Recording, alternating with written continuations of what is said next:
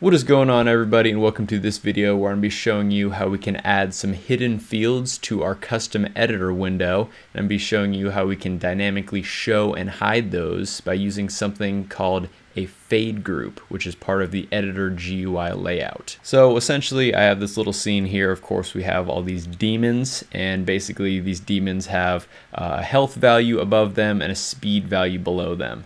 So you kind of see that sort of the default values that I have are just kind of this size right here, and it's a health of 100 and a speed of 5. So you'll see that these are kind of the defaults, and we got a bunch of these.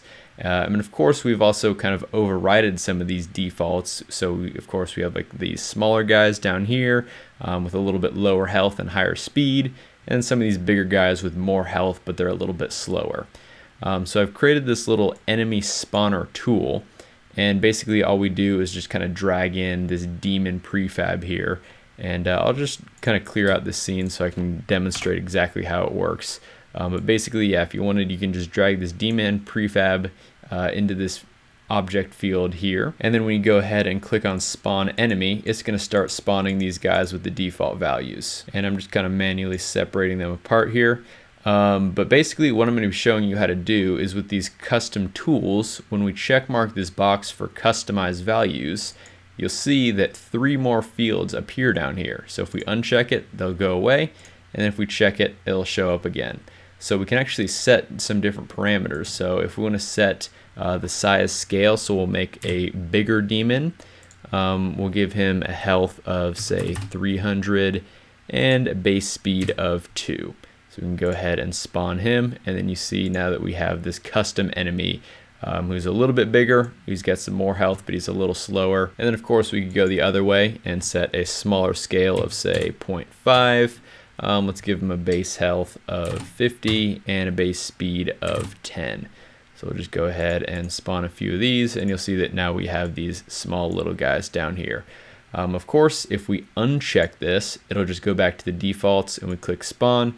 Now the latest that we spawn is this guy here with the default values. So essentially in this video, I'm going to be showing you how we can set up this fade group here so we can show and hide certain fields on demand. Of course, if you'd like to download the project files featured in this video, go ahead and click the link in the description below so you can go ahead and download those and play around with them yourself. Also, if you found this video helpful, make sure you hit that like button, and also feel free to subscribe to the channel for lots more Unity tool tutorials like this one. Of course, if you have any questions for me or suggestions for future videos, feel free to leave those down in the comments section below. And with all that out of the way, let's go ahead and jump on into the tutorial. So as with all our custom editor scripts, we have to have them sitting in a folder called editor. So I just have this enemy spawner folder sitting in the editor folder, so we can go ahead and open that now. So here's the enemy spawner script, and as with all our editor window scripts, we of course need to use the Unity engine and Unity editor namespaces.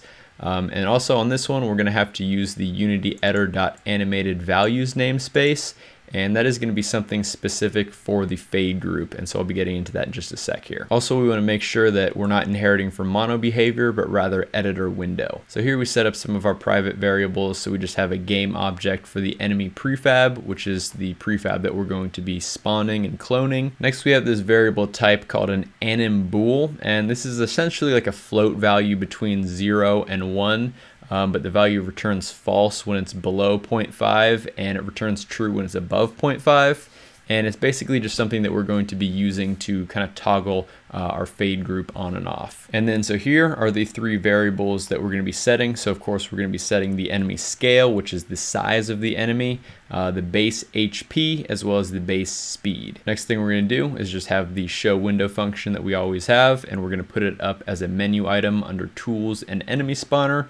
So this just opens our enemy spawner window when we go up to that menu item at the top of Unity. So next we're going to have an onEnable function, which is called when the editor window first opens up.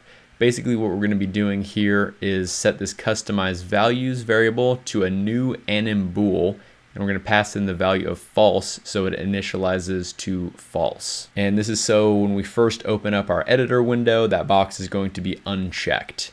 Now after that, we're going to do customize values.valueChanged.addListener. Basically what this means is every time we check or uncheck the box, every time that value is changed, we're going to perform a certain function. In this case, we're going to be performing the repaint function. Now the repaint function, what that does is that's going to redraw our custom editor window. So it's going to update it to show or hide the fields that are sitting within our fade group. After that is our onGUI function, and this is just kind of pretty standard where we're setting up the display of our editor window. So of course we're going to just start off with a little label that says spawn new enemy. We're going to make it bold.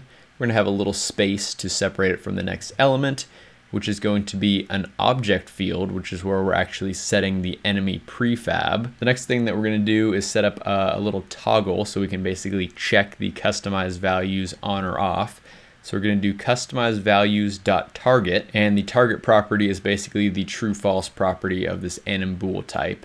So we'll set that equal to an editor GUI layout.toggle left, so meaning the toggle checkbox is going to appear on kind of the left side before the label, which says customize values, and then we're going to pass in a default value of customize values.target. Now right here, this is kind of the block of code where we have the fade group. So you'll see at the top we have the begin fade group, and then at the end we have the end fade group. So essentially what we do here is we do editor GUI layout.begin fade group, passing in customize values.faded. Now faded is going to be the actual value between 0 and 1 of this fade group here, and we're passing in this value from 0 to 1 here so that when we check or uncheck the box, we kind of get this nice little animation transition, and that's because it's essentially going from 0 all the way closed to 1 all the way open, and then from 1 back to 0 when we close it. So then inside here is where we're actually going to show kind of these hidden fields. So the first thing we're going to do is an editor GUI.indent level ++. So that's just going to indent everything kind of one space, so it's easy for the end user to tell that these fields are going to be sort of within this toggle group, and they can show or hide them just with that simple checkbox. And then so here we're basically just doing simple editor GUI layout float fields and int fields for the size, health, and speed of our new enemy. And then after we have those, we're going to do an indent level -, and that's just going to bring the indent level back. So if we were to add any more elements past that, they go back to the default indentation amount. So after that, we just have this else statement, which basically sets everything back to the default values when we uncheck the box. And once we close out that else statement, we're just going to do an editor GUI layout.end fade group. Then after that, I have what's called a disabled group. I've talked about this in some previous videos, but essentially what's going to happen in this case is if we don't have anything set for the enemy prefab, it's going to blank out our GUI layout button, so we can't click it if nothing is selected in there. However, if we do have something, we do have this GUI layout.button called spawn enemy, and when we click on it, it calls the spawn enemy function. Of course, we just need to end the disabled group here at the end. And the spawn enemy function, it's pretty straightforward. You can look through it yourself, but it basically just kind of finds like a random position on the screen. It instantiates it, and then it sets the name. It'll either set it to custom enemy or default enemy, depending on if the customized values box is checked or not. And then of course it'll set the scale, and then here's where we kind of set some of the text labels down here. So back over into Unity, I'm just going to go ahead and clear out all these enemies, and then if I clear out the enemy prefab field, you'll see that I can't actually spawn an enemy. So let's go ahead and open this up, and we'll select the demon prefab.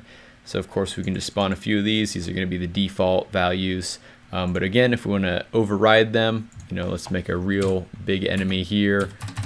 Okay. And then, you see we can have like real big guys. Of course, we can have like a small guy like 0.25. So you see that now we have these little tiny guys appearing everywhere. So essentially, that's how we can set up a kind of a fade group here to dynamically show and hide different properties in Unity. And so that's basically going to wrap up this video. Again, if you want to download the project files featured in this video, go ahead and check the link in the description so you can download those and play around with them yourself. If you found this video helpful and you enjoyed it, make sure you hit that like button. Also, feel free to subscribe to the channel for lots more Unity tool tutorial videos like this one. Of course, if you have any questions for me or suggestions for future videos, feel free to leave those down in the comments section below. I hope you all have a fantastic rest of your day, and I'll see you in the next one.